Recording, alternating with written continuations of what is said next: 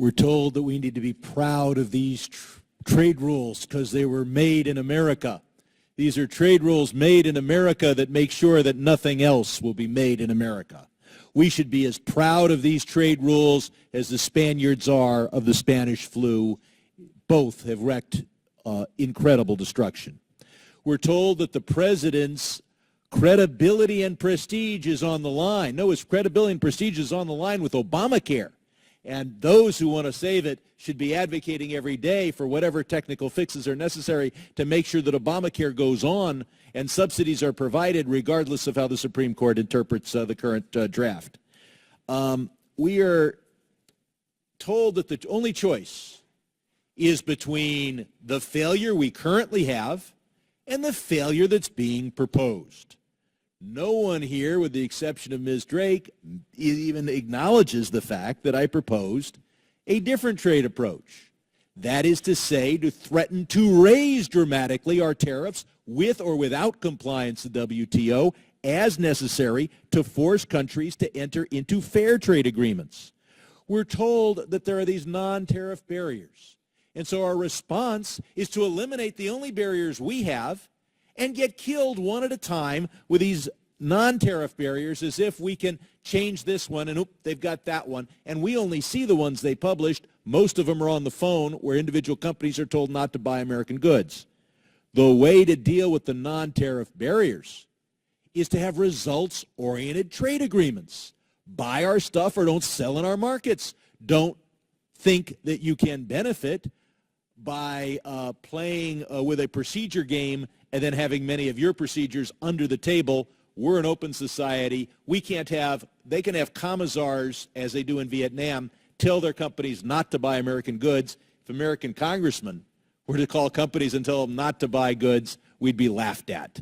Whereas there, if there is any laughter, businesses can be sent to re-education camps. Business people can be sent to re-education camps. We're told that sometimes the trade deficit is higher. Well, the trade deficit keeps going up or is substantially and persistently high.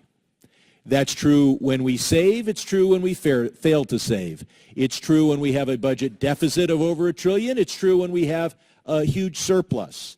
It's true when we have a huge surplus and are saving, and our trading partners are running 3, 4, 5% of GDP deficits, and they are not saving. The only thing that remains the same is we always have a trade deficit no matter what we do if we keep the same trade policies. One exception. If we're willing to have a calamity of the type we had in 2008, then we get to keep our same trade policies and see a reduction in the trade deficit. I suggest that we find a different way to bring down the trade deficit. I'm amazed that there is no discussion in this country of moving in a new direction. All the choice is keep the policies that have failed or double down on the policies that have failed.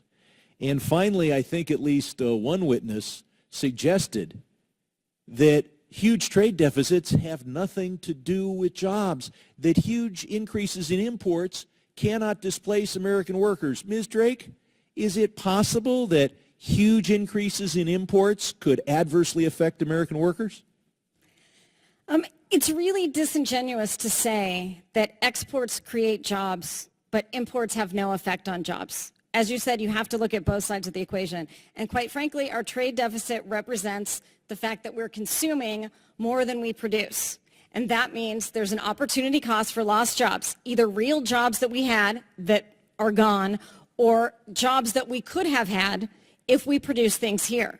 So we really do have to look at net exports, and that's the number we want to increase if we want to have good trade policy. To the chairman's point about is there anything that's preventing companies from offshoring now? No, that's the status quo. But the danger of the TPP is that it provides additional incentives to offshore so that we actually speed it.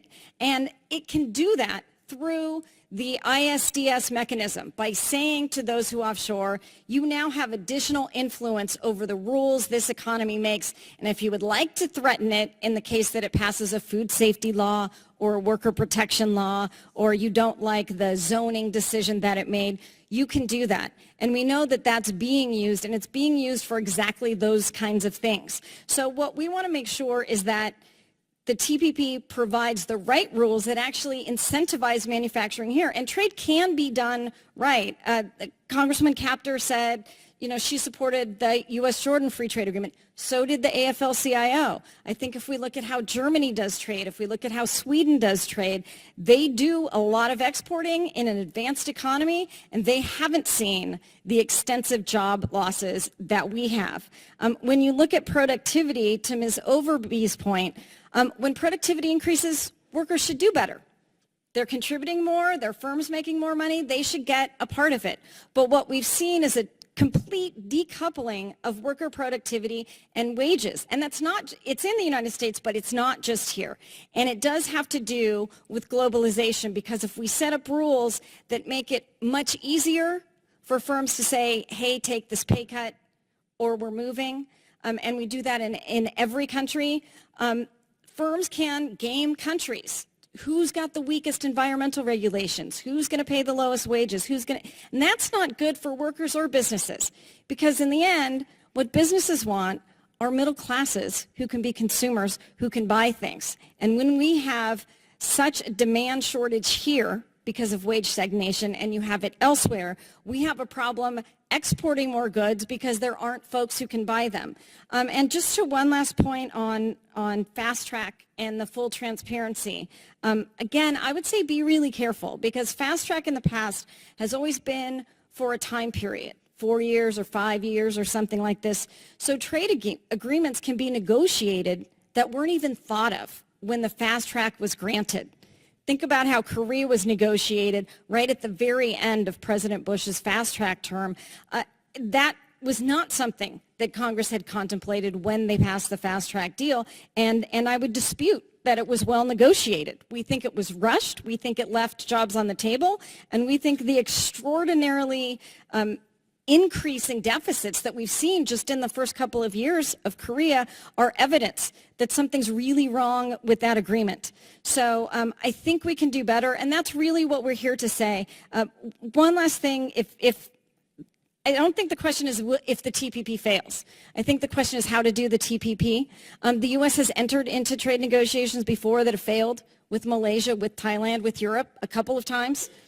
But we still have stature. I think the question is, how do we do this right? Not pull out, not cede space to China, but do things that are good for workers in China and the U.S., and that'll be good for all of us. I think my time has expired.